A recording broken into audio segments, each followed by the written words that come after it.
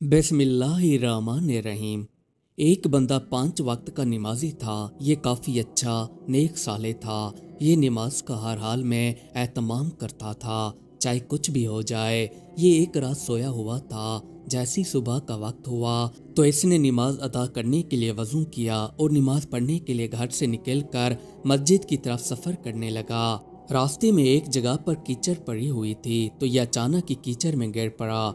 कीचड़ में गिरने की वजह से इसके सारे कपड़े खराब हो गए। इसने सोचा कि अब इन कीचड़ वाले कपड़ों के साथ तो मस्जिद के अंदर नमाज पढ़ने के लिए जा नहीं सकता हूँ, क्यों ना घर वापस जाकर नए कपड़े पहन लूँ। इसी दौरान ये घर वापस चला आया। घर आकर इसने कीचड़ वाले कपड़े उतारे, कपड़े तब्दील करके ये वापस इसी कीचड़ वाली जगह से गुजर रहा था तो ये उसी जगह पर दोबारा गिर पड़ा। कीचड़ में गिरने की वजह से दोबारा इसके सारे के सारे कपड़े खराब हो गए। इसने सोचा कि अब इन कीचड़ वाले कपड़ों के साथ नमाज पढ़ने तो मैं जा नहीं सकता, क्यों ना पहले की तरह घर जाकर दोबारा अपने कपड़े तब्दील कराऊं। ये घर आ गया। यहाँ पर आकर इसने दूसरी मर्तबा अपने कपड़े तब्दील किए और वापस मस्जिद की तरफ चला आया। इसका गुजर दोबारा इसी कीचड़ वाली जगह से हुआ, पर इस बार मामला पहले से काफ़ी ज़्यादा उलट था। इस जगह पर एक आदमी हाथ में लैंप पकड़े खड़ा था। ये बंदा काफ़ी हैरान हो गया।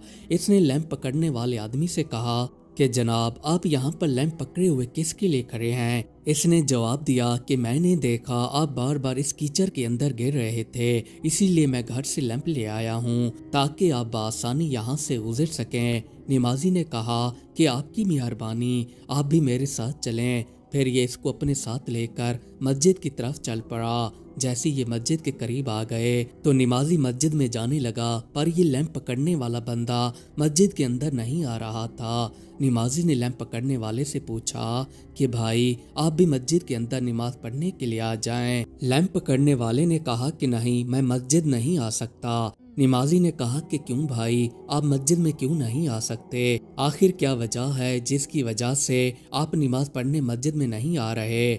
लैंप पकड़ने वाले ने जवाब दिया कि मैं शैतान हूँ, इसलिए मैं नमाज नहीं पढ़ सकता। ये आदमी काफ़ी हैरान हो गया। नमाजी ने शैतान से पूछा कि आखिर माजरा क्या है? तुम मेरे लिए लैंप पकड़ कर खड़े थे और मुझे मस्जिद तक पहुँचाने के लिए आ गए।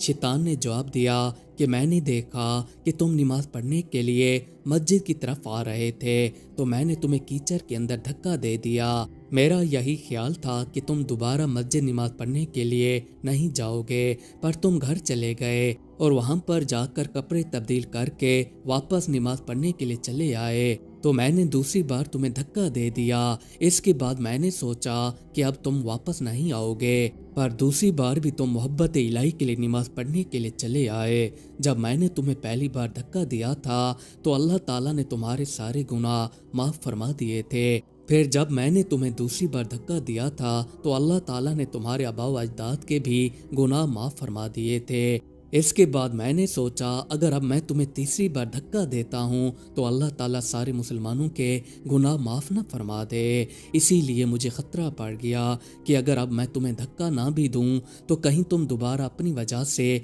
इस कीचड़ के अंदर ना गिर जाओ। इसीलिए मैं लैंप लेकर तुम्हें रोशनी देने चला आया हूँ। जो बंदा अल्लाह की राह पर चलता है या अल्लाह ताला की राह के लिए निकलता है तो अल्लाह ताला उसके लिए कुछ भी कर सकते हैं।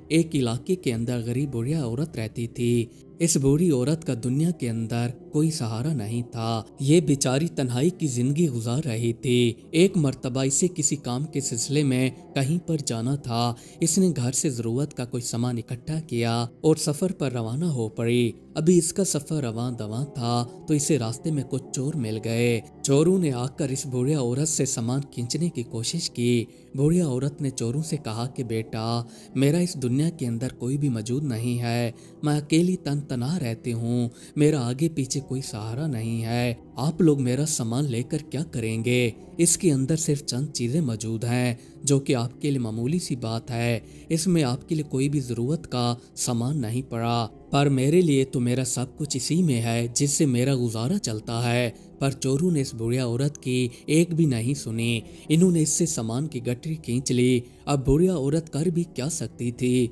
चोर सामान खींचकर भाग गए। ये बेचारी एक तरफ बैठ गई और अपनी किस्मत को कोसने लगी। यहाँ से एक नौजवान लड़के का गुजर हुआ। जब लड़के ने देखा कि बुढ़िया औरत उदास बैठी है तो ये इसके पास चला आया और आकर इनसे कहने लगा कि माँ जी, आप उदास क्यों बैठी हैं? अगर कोई काम है तो मुझे बताइए, मैं कर देता हूँ। बुढ़िया औरत ने लड़के को जवाब दिया कि बेटा, मैं यहाँ से गुजर रही थी, कुछ चोरों ने आकर मुझसे सामान खींच लिया। अब आप ही बताइए मैं क्या करूँ? उस गठरी के अंदर मेरी जरूरत का सामान था। चोरों को मुझ पर जरा भी रहम नहीं आया, वो मेरा सामान खींच कर ले गए।